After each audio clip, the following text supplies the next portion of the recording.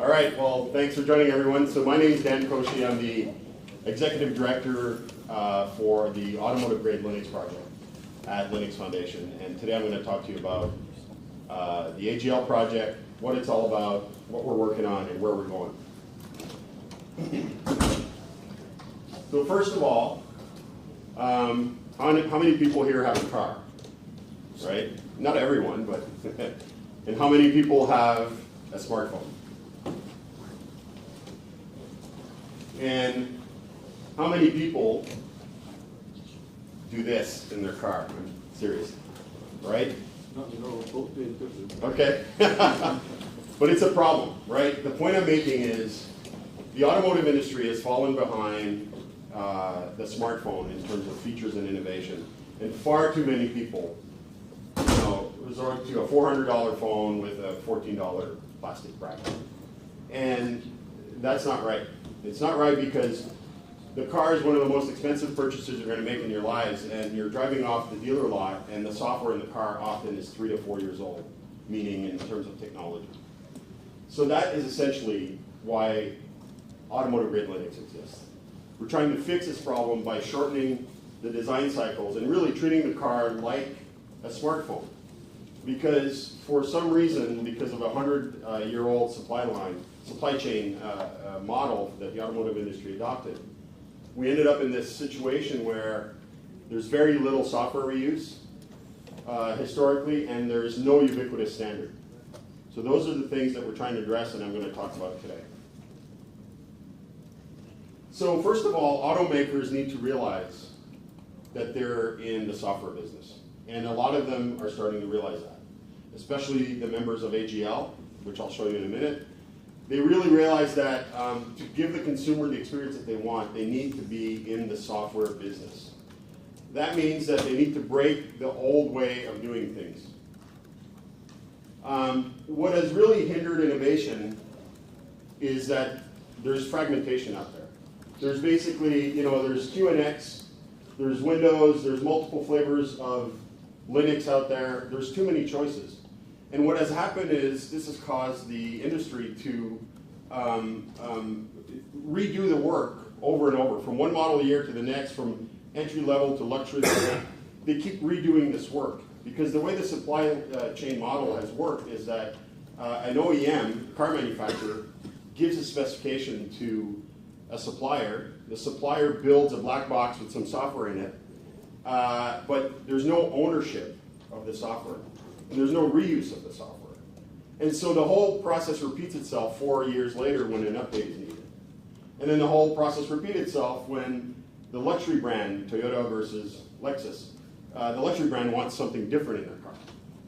Now there's no reason why all of these should be, they should all be using the same platform, right? It's very analogous to what Android has done for the mobile industry. We're trying to do for the car industry. If you look at open source, right? Open source, in fact, the previous speaker was talking about this. Open source, for some reason, has been very slow to be adopted in the automotive industry. But yet, all the numbers are there, right? This is a Linux Foundation study that was done. 31 billion lines of code in the various repositories out there. It's probably more by now. I think this is a year-old report. So the automotive industry approached Linux Foundation and said, well, we want to do something about this. We see that, networking, mobile, all the telecom stuff, they're all using open source. Why is automotive not using open source? So they approached the Linux Foundation, and the result was that we formed the Automotive Grade Linux Collaborative Project. So what is AGL? AGL is an open source, nonprofit, collaborative project that uses Linux to build a ubiquitous platform for the whole industry. We're hosted at Linux Foundation, and all of the work we do is in the open. So you can go download our code today. It's on our website. And our goal really is to fix the problem of this fragmentation. Provide one unique, ubiquitous platform for the whole industry. We like to characterize it as we're building 70 to 80% of the starting point of a production project. because the car manufacturers still want to be able to customize this thing. But underneath, the Linux kernel, the device drivers, the board support, the middleware for audio, graphics, 3D acceleration, the APIs for navigation, voice recognition, the APIs for the application framework, the security framework, all of that should be standard. And they shouldn't be reinventing the wheel every time. That's essentially what we've done. That's what we're doing, and that's what we're going to continue to do. We have the support of 10 automotive manufacturers. Most people new to AGL don't realize the momentum this thing has. We have some of the biggest manufacturers in the world: Ford, Honda, JLR, Mazda, Nissan, Mitsubishi, Mercedes, Subaru, Suzuki, and Toyota, last but not least. We are also in discussion with other large manufacturers such as Audi, VW, Renault, Peugeot. There's tremendous interest and tremendous momentum at this point. In terms of membership, we have 105 member companies so far. We're recruiting about 2 companies a week in the past couple months. What's really cool about the nature of the membership is that it's not just automotive-related companies. Of course, we have the OEMs that I mentioned before, but we also have some of the largest tier 1s in the world, such as Denso, Panasonic, Continental, Electrobit, Harman, Samsung. All of those companies are part of AGL. We also have all of the major semiconductor manufacturers, such as Renesas, Intel, sorry, Renesas, Intel, NXP, TI, of course ARM is a member, Lenaro is a member separately, Samsung, Microchip, so all of the major providers to the automotive industry. And then what's really cool lately, we have a lot of companies joining because they want to be part of the connected car cloud ecosystem. So non-car companies like Entity Data have joined at the gold level, which is a very high level, because they're serious about providing things like back-end infrastructure for dealerships, back-end infrastructure for over-the-air upgrades, all of these things which we're actually working on. Other companies like Oracle have joined for the same reason. And I'm in discussions with SAP and so on. So non-traditional car companies really want to be part of this ecosystem. And then we also have companies that 100% focus on car security.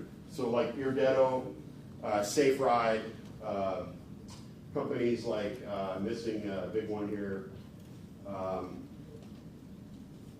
can't see it. And then we also have a lot of companies that are providing software services. So your traditional Linux companies that are Linux gurus, maybe a shop of 40, 50 guys, girls that provide Linux services and software support. So what is AGL all about? So first and foremost, we're a code-first organization. Okay, that's our mantra, code first, code first, code first. Everything we do is code first. We strongly believe that specifications, in this case, specifications lead to fragmentation. Because we've seen it where other organizations have produced specifications and then vendor A, vendor B, vendor C, they all claim to be compliant, but each one of their systems is different. And that defeats the whole purpose of why AGL exists. So when you start an AGL project, you don't go to a vendor that claims to have a compliance system, because we don't have a compliance program.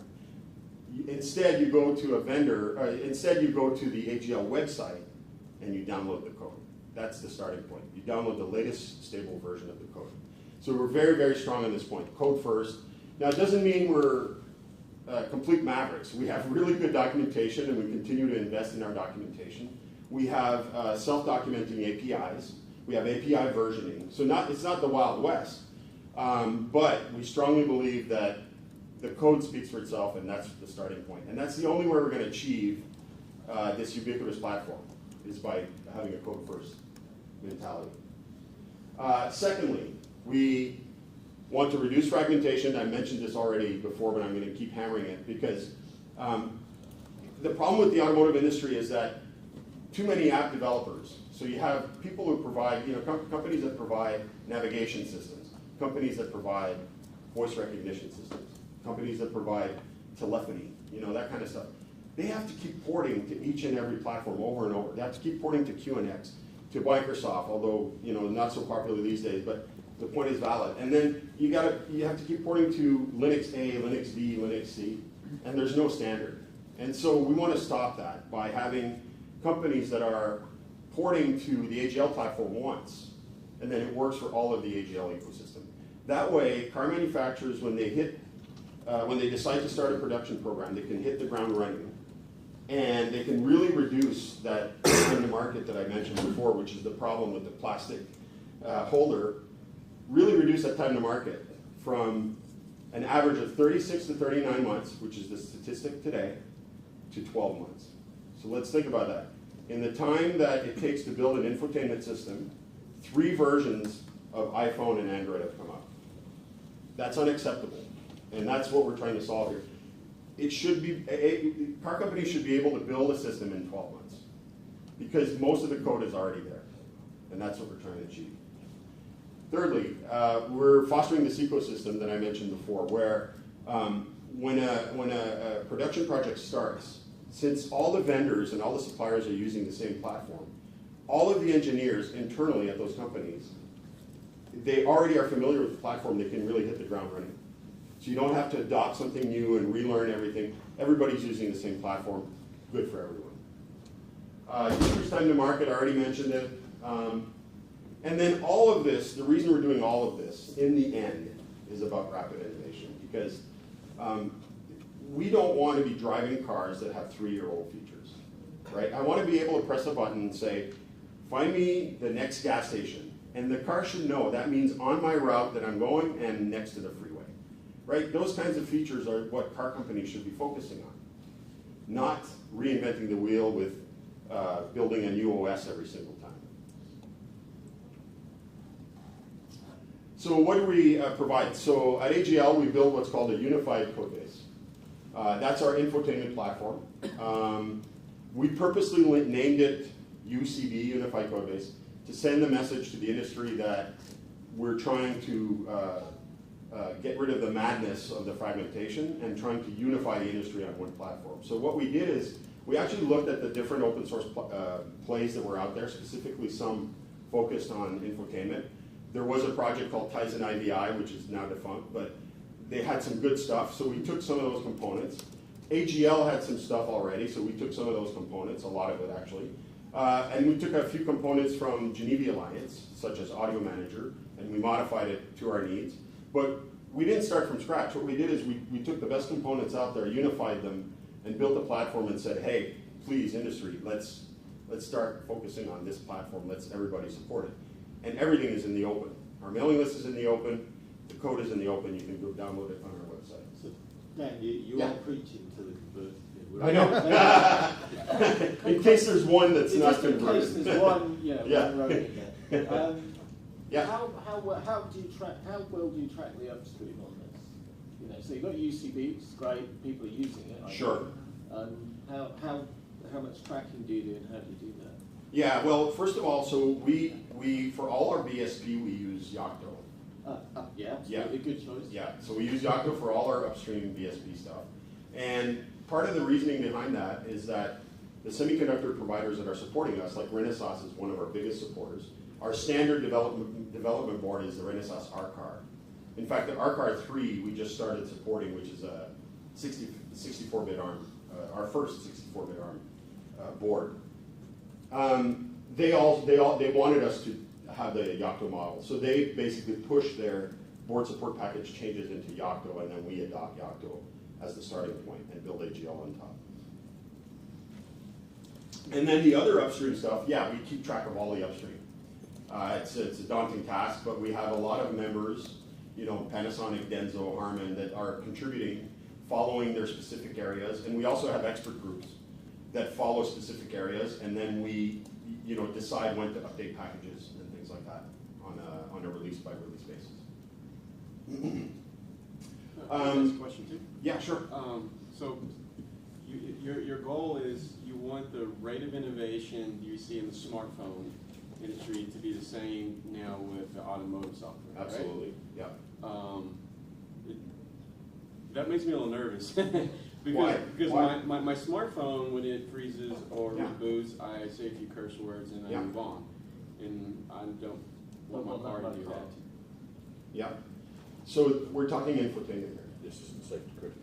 It's not safety critical. Well, so that's a critical distinction that Yeah. I think needs to be made Yeah. more prominently. Yep. You guys are talking about goodness to do with infotainment. That Sure. is largely a lower criticality sector. Very much lower If criticality. you're talking Yeah. about people dying or Yeah. that kind of stuff. Well, but the other, and I get that, But that but moves the much more distinction is slowly. blurring though. Well, right? Yeah. With your info ADAS type stuff. Yeah. Yes, You I know, completely so, agree with that. I don't know. but if your phone reboots, how upset are you? It's not the end of the world, right? Right. So if your infotainment system reboots, it's not the end of the world either. It really isn't, It depends if it's doing. right? And the car companies are doing it properly, right? They're separating the functional safety critical stuff, the ASIL-B requirement stuff, which was our previous speaker. They're separating that from the infotainment. Yeah. In fact, I'm going to talk about that in a bit because we're going to be addressing the other functions of the car, and we're going to need functional safety, which was the previous speaker. Yeah. Are go you ahead. also trying to create a common user interface, or is it just a common code base? No, we're letting the user interface be customizable by the OEMs. That's what they want. We provide one, but we don't expect anyone to use it, right? It's for demo purposes. It looks great, by the way. I have a photo of it. Yeah. Go ahead. Yeah, but what I'm trying to say is that Yeah. the infotainment system is just a user experience Sure. aspect of a car control, right? Yep. It's like, I would say, the minor part of the important car Yeah. control stuff. You would think so. I think it's a big part of the user experience, and Dan's right. I want my navigation system on my car to be absolutely up to date, Yeah. as sophisticated as the one on my phone. Absolutely. That's a Absolutely. pretty worthy. That's the first worthy problem. Yeah. So Yeah. The only one. as long as we're hitting you with the hard Yeah. problem. No, it's good. This You're is great. wildly successful, and I don't need the piece of plastic because the software is completely up to date when I get the car. 2 years later, I still need the piece of plastic. So that's another thing we're trying to solve, right? So we have over-the-air upgrades today. But the And- hardware isn't, the Well, software. how is that different than I have an iPhone 6 in my pocket? It's 4 generations old. It works fine. Works perfectly fine. Now, Apple will decide arbitrarily to stop supporting me at one point because they want me to buy a new phone. But that's kind of an arbitrary decision. Yeah, but So your the- cars last for 20 years, and like your iPhone 4 always Sure. sucks. So 40. Let me tell you, Yeah. Okay, but see, this mentality is exactly what we're trying to change. I don't understand this mentality. Why is it that the car companies can't say, I'm going to keep upgrading this vehicle with new features for 10 years? Why not? It's totally doable. But Now, that's what I'm granted, asking. Are granted. you looking at after? Hold on. Granted, maybe some key feature requires way more horsepower, and they won't be able to do it. Fine. Update the rest of the system and provide the new feature only on new hardware. And that's what Apple does. That's what Android does. Or Right. stockable hardware. Yeah. So Yeah. drop in a new module of the Sure. CPU and then. That's another option. Yes. But precisely this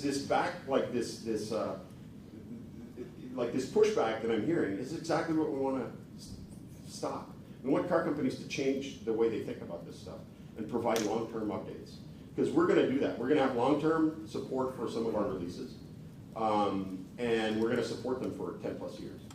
We're in the process of defining how we're going to do that. Because we don't have enough cars on the road yet, we haven't had to do that, but that's our plan. We're going to have long-term, just like LTSI kernel. Go ahead. So, quick question, Yeah. maybe just extend a little bit your cell phone analogy. Sure. So what makes the cell phone ecosystem attractive is not actually Apple, Android per se, it's Mhm. the ecosystem of developers that exist, and develop applications, for Sure. that platform, right? So what are you guys doing about that? Well, it's definitely on our roadmap. We haven't discussed building an app store yet, but we've discussed the concept of having automotive app suppliers register their applications on our website so that we at least have a repository of what's out there. And then it's up, because there's still a level of embeddedness in the system where it has to be custom, it has to be built and put together for the car. So a lot of manufacturers are not yet on board with an app store concept. So are you saying that, Yeah. you are not just quite there yet from maybe hardware capabilities to make it as easy for developers to develop an app for an automotive platform as it is to develop for Android? Because I can whip up an Android app in like. Sure. Yeah, so we have an SDK, and our goal is you can write a Hello World program in about an hour. Okay, from start to finish. You download, you get your board up, about an hour. It's nowhere like an Android or an Apple, That's right? There's no question Yeah, about all that. I'm asking, again, Yeah. I'm not even But- implying anything, all I'm asking is like, where are you guys going? So. Yeah, no, but the reason we have the SDK is there's a whole bunch of existing app developers out there. They can really easily adapt their app, use our APIs, and use the SDK, and port it over easily. That's the main reason. And so navigation providers, you know, companies like Spotify, by the way, they're, you know, I'm talking to them. They want to port their app over easily, and they want to make it available. And by the way, so all the major app providers, I believe, will be available on HEL within probably a year. So that means, you know, the Pandoras, the Spotifys, the things they're used to. And I'm talking to Comcast, I'm talking to Apple Music right now to do content expert group, where we're going to define the content delivery APIs and so on. Yeah? We changed spark plugs, cam belts, clutches. That's the model of a car you upgrade when needed. So are you looking to take some of the lessons learned from Project Ara so that you are able to do the same? You mean hardware upgrades? Yes. Yeah, that's completely out of scope of our project, right? Why is that? Because we're strictly an open source software project, and the manufacturers really hold all the keys. Sorry for the pun, but they hold all the keys in terms of the hardware decisions, and all the hardware is custom for each car. So what we do is we run on reference hardware at this point, and the final hardware in the car is always slightly different. So there has to be a little bit of tweaking, porting. But what done in the end. I'm requesting is modularization so that you're still able to do that. That is still open source, some of the core fundamental interfaces. I'm sorry, I can't hear you. Yeah. Is it? Yeah. Oh.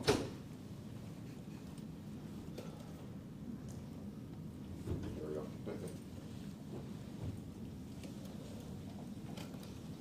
So Project Ara was about being able to change the hardware, and the code is open. A lot of it is some of the code has gone into Linux. Yeah. So I don't understand why that can't be a model Sure. to be used, because the longevity of a car, as has been highlighted, is a lot longer than Sure. 2 to 4 years. Yeah. And it just seems the ideal place for taking that on, really. Sure. I think ultimately that's the OEMs who, Yeah, who it's up to make the that OEMs. decision, right? And that's the difficulty here, because the OEMs want to control their ecosystem, right? To But it's- monetize it. Yeah. Right? And some of the OEMs have decided to use Android, right? But some of them are already using Android. So it's still a few years before that plays out, but it's important, like AGL, to establish an infrastructure with some type of containerized infrastructure, so apps, so the OEMs can develop their own app store, right? And people can land apps, you know. It was like the frustration that Dan was mentioning previously, right? I mean, why don't you guys get this, right? I think, Sorry. basically, like, what we're looking for is an entity that's kind of based on open source software principles, that has the clout to tell the OEMs how to design their hardware, right? Okay. But whether we get there or not is another question. It may take a while. Yeah. I'm trying to get a bunch of technologists excited about Let this me get to that. ecosystem. Let me finish the presentation. Sorry. Let me finish the presentation, and then we can continue with questions. So in terms of releases, we're on a really regular cadence. So we release 2 releases a year, one in the summer, June, July, and then one at CES in January. And so far we've hit all 4 on time, roughly, you know, within a few weeks. So we're doing very well on this front. And what this has caused, you have to understand, the automotive manufacturers are all new to open source. And they're not used to working in this environment, this model. So one of the things we wanted to show is we can have regular cadence releases and you can count on them. So by doing this, we've really, showed that they can now plan product design cycles around our releases. And then, like I said before, we're now working on a long-term support model where we're going to pick certain releases that we know are going to go into high production vehicles, and we're going to have to support them long-term. So, and by the way, we name our releases after fish. That was my community manager's fun thing to do, because we are an open source project after all. So Daring Dab is the latest stable release, and EE will be Electric Eel, which is coming out in January. Cauchy. Yeah. Yeah, what's that? Cauchy.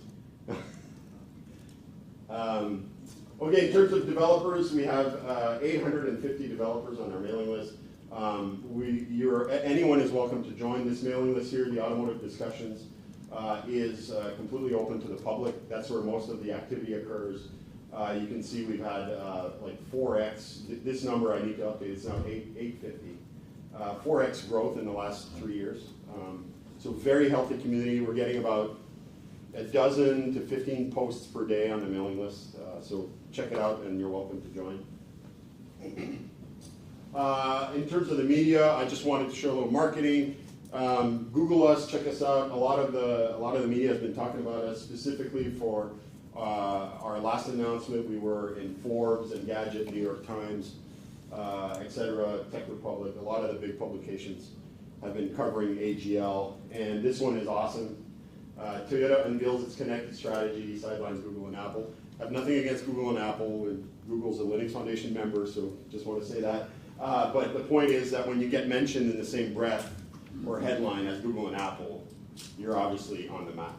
And so, you know, with Toyota announcing that they're using AGL for all of their vehicles, this was a huge headline for us in terms of momentum. In June this year, we announced that the 2018 Toyota Camry, which is the best-selling vehicle in America, will be shipping with AGL. And then most of the Lexus, they haven't told us which models, but most of the Lexus by the end of this year will be running AGL. So to answer someone's question earlier, so millions of cars already, and hopefully a lot more next year.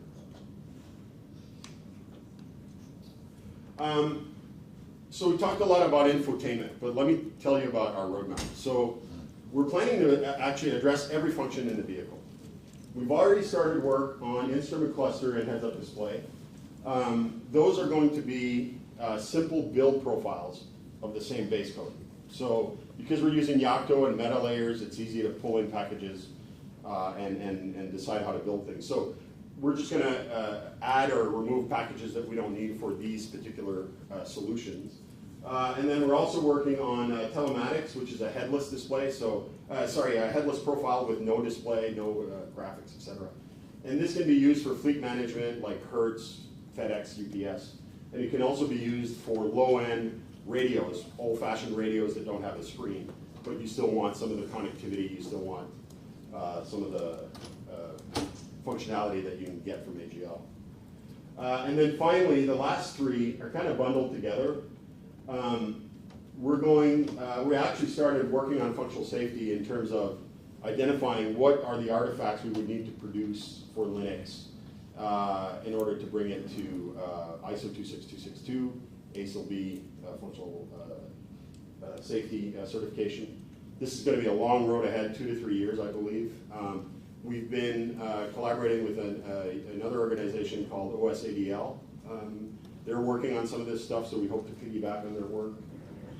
And then in terms of ADAS and autonomous driving, our goal is by the early next year is to start a Linux-based platform that has support for LiDAR, radar, camera, sensors for all the major manufacturers. And then we're going to port OpenCV for visualization, which is the de facto standard in the industry.